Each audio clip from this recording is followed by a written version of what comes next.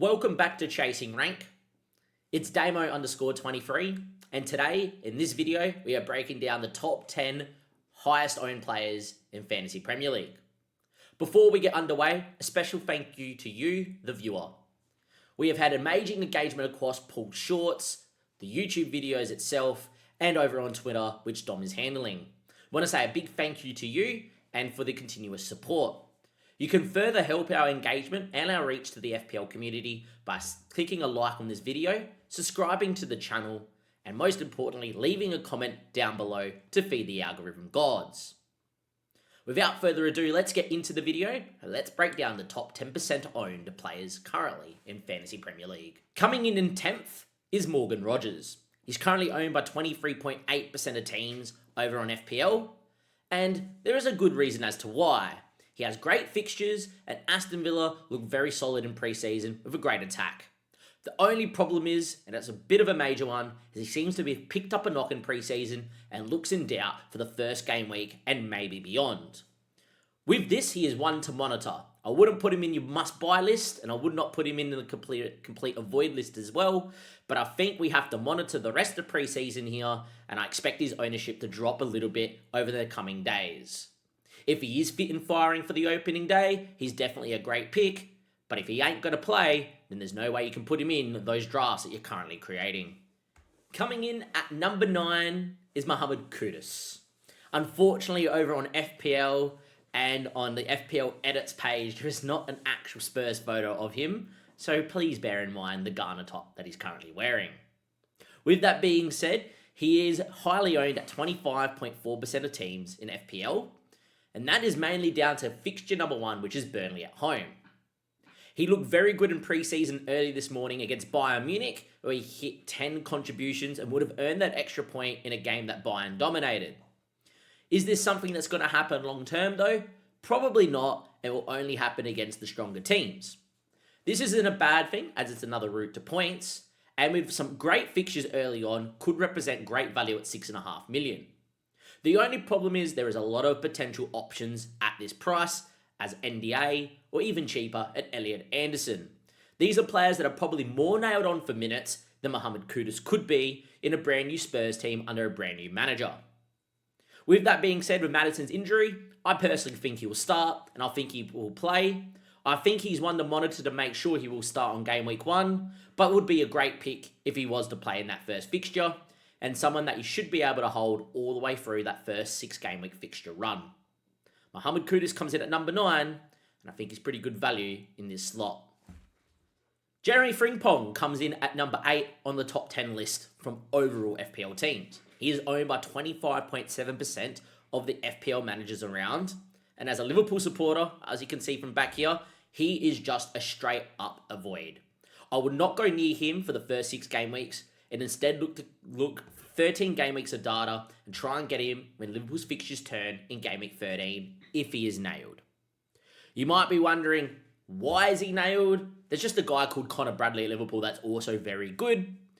And the consensus between us engaged Liverpool fans is Connor Bradley will share minutes with Frimpong and he won't be nailed on to start every game week. If you're going to spend 6 million on a Liverpool asset, you may as well get Virgil van Dijk, who will play every game week, still has goal contributions, and will get defensive contribution points as well. I do think Frimpong will be a great asset at some point throughout the season, and I wouldn't put a line for his name straight off the bat to never own, but from game week 1 and over the first 6, 7, 8 game weeks, I personally wouldn't go there, considering Connor Bradley will share minutes with him and will take some starts off Frimpong. I think there is a lot better options, and more engaged managers are completely avoiding Frimpong. So if he's in your draft, I would definitely recommend moving to another premium asset. Number 7 on the most owned list is Alexander Isak, owned by 27.1% of teams. Look, in terms of ability, he arguably should be higher on this list. In terms of ability. He's fantastic, was nearly second to none to Haaland last season, bar Watkins, who's always also very good around the similar price. He was a talisman for Newcastle and can produce goals out of nothing, as well as have penalties next to his name. The problem isn't ability here. The problem is, where's he playing and for who? It looks likely he's on his way to Liverpool playing left wing or up front. In itself, sounds like a great move, but for FPL, this is not great at all. He's going to have to share minutes with the new signing Ekatike, a Cody Gakpo, who is very well liked by Arne Slot. You got Suller on the other side, who will take every single penalty, and you got Wirtz, who's just joined that team as well. Struggles to be a lot of room for a starting Alexander Isak each week. The potential of a minutes risk, plus losing penalties, makes him not a viable asset in that Liverpool attack. There will be times throughout the season at Liverpool where we will select him because the fixtures are just too good and it's worth a punt, but he ain't the long-term hold that we come to know and see. Now let's say he doesn't move to Liverpool and he ends up staying at Newcastle. He has not been involved in any pre-season as Newcastle don't want to damage the asset that they could potentially sell for more than 100 million, and he would not be ready for game week 1. He then gets Liverpool in game week 2, which is a horrid fixture. There is no way that we could put him in any of our drafts with all this uncertainty. With that being said, he's a very clear avoid and probably the biggest avoid on this list. Number 6 on the list is Aaron Wan-Bissaka. He is owned by 31.3% of teams, and I personally think this is a very shrewd pick if you're looking solely at a game week 1 bench boost. He is great to have on the bench as he's fairly cheap and has a great fixture where West Ham should keep a clean sheet a large percentage of the time. He's nailed in that West Ham defence and is very good for defensive contributions with some attacking threat. He is someone that has made a lot of my drafts recently, however, has come out due to a couple of reasons.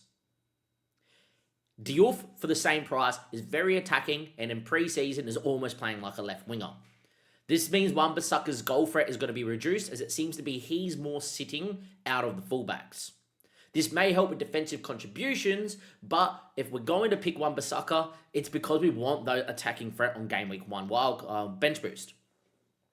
He is someone that you could hold throughout, but doesn't have the greatest fixtures moving forward. Chelsea at home is going to be difficult. Forest generally know how to find a goal. Spurs is a great attacking asset. And Mateta and Co at Crystal Palace look sensational in pre-season. As such, if you're not going to take the asset that is a little bit more attacking and one that does okay for defensive contributions but will not venture forward, I think he becomes a monitor. And he becomes a monitor because if the Diouf continues this attacking vein of form and looks really nailed in pre-season, for the same price, you may as well take a differential option in the West Ham defence that has a lot of routes to points and could get that big haul or two. As such, I think he's an okay pick, but I'd rather Diouf if you're going with the same team, or a couple of the other 4.5s that have some easier fixtures throughout the first 6 and that you could rotate with other potential defensive options. Number 5 on our list is our only goalkeeper we're discussing today, and that is Kelleher at Brentford. He's 4.5 million and is owned by 31.4% of FPL teams. I think he's a fantastic pick and someone you should definitely consider in your teams and in your drafts currently in FPL. As an ex-Liverpool fan, I've probably watched this guy more times than you have watching this video, and he is the second best shot stopper in the league. I believe in any other era that didn't contain Alisson, or maybe Peperana back in the day, in the modern era of Liverpool Football Club, he would have been a nailed-on first-choice goalkeeper and played over 100 to 200 games for the club. I believe he is that good, and Brentford have got him for an absolute steal. He knows how to make big saves in big moments, and we've seen it time and time again from when he's filled in for Liverpool. He also has some decent fixtures in the first 6 game weeks, and beyond, he will be a great asset to hold all the way to your first wildcard, probably game week 13. He has Forest away in the first day of the season, which isn't the worst fixture considering their pre-season form. Forest generally know how to score a goal, but at the moment is struggling with a new system and have kept 4 clean sheets, but 4 draws at 0-0 off the top of my head. He also has a great game week 3 fixture against Sunderland away, and potentially coupled with a Sanchez would be a really great asset to have on your bench boost as a goalkeeper as well. I think he's someone that if Brentford can keep a clean sheet and he makes a few saves, will be on for 3, 2 or 1 bonus point, and maybe the highest scoring goalkeeper in the 4.5 mil bracket. I think he's a great pick, and is only second to Petrovic in the 4.5s, and that's just because Petrovic has some really good fixtures in the first 7 to 8 game weeks for Bournemouth. I think this is definitely a guy you should look into and one to put in your watch list right now. Number 4 on this list, the 4th most owned player in the whole Fantasy Premier League at the moment is Florian Wirtz. He's owned by 32.8% of teams, and for 8.5 mil, he could make a mockery of this price. He is a wonder kid that has implied his trade in the Bundesliga for Leverkusen under Xavi Alonso and was part of a squad that went on to be invincible a couple of seasons ago. He is someone that every time he steps on the field for Germany oozes quality and looks like the best player that is on the park. He is someone that's going to be instrumental to a Liverpool side that's been crying out for a proper 10 since Coutinho. And I think a lot of the play is going to go for him linking up with Salah, Ekitike, and whoever's on the left, Gakpo or Isak. I think he's someone that's going to be fairly nailed on for minutes just due to the fee that we have spent on him. And he's only 8.5 mil, and he's only 22 years of age. I think he's someone that's naturally going to get better as we go in the season. And if he starts well and gets some attacking returns in the first 6 games, which I think he will, we're going to see his price fly from 8.5 up to 9 million really quickly. I think he's someone that you should be highly looking into putting in your sides because he's someone that could definitely earn you some team value over the season. Also think he's going to take some set pieces for Liverpool as well, here and there, which will increase his attacking threat, and he naturally knows how to find the back of the net as well. I think it's a fantastic opening game week fixture at Bournemouth at home, a game that Liverpool will be very highly up for. You are also getting for Burnley, Everton and Palace, which could be some very open fixtures with a lot of goals, and it'll be great fun to have him in your team and watch him on the park in the mighty red shirt. I also think the Newcastle fixture, with how unsettled they are, could be fairly good. And to be fair against Arsenal, this is the sort of player that will pick the lock and find the moment that will score versus a very good defence, or create that goal, for that matter. I think he's a fantastic pick, and definitely one that you should put in your list, and to look out for in your drafts. I will couple this, however, with a Bruno Fernandes, who for 0.5 more will get you DC points, and very similar on set pieces and great creativity. It may be the case that you're switching between the two in your drafts, and it's a very fine line. But in terms of ownership, he's worthy of being in spot number 4 and could make a mockery of the 8.5 million price tag. João Pedro is someone we all owned in Fantasy Premier League last season. He is someone that's had a big move to Chelsea, and with that has become the 3rd highest owned player in Fantasy Premier League. He's owned by 51.9% of teams, and is someone that is definitely worth a look into your drafts. However, do I think he's a must-have? No. And do I think he's an avoid? Potentially. I think João Pedro has quality and will be very good in a blue shirt, in the Chelsea one, not the Brighton one that he's wearing there in this thumbnail. However, I do think there is potential minutes problems, and maybe someone we're going to have to monitor moving forward and bring in if he hits the ground running. The problem is they've also signed Delap, and I think João Pedro will be the first person off the pitch in the 60th to 70th minute for Delap coming on. That means we're potentially buying an asset that is highly owned, that won't be on the pitch for 90, and if he continues to blank, will plummet in price fairly quickly. I think he's someone that potentially could play on the left as well and be moved across, but with the potential rumours that Chelsea are in for a number of left wingers like Garnacho, I don't think that's going to happen too often.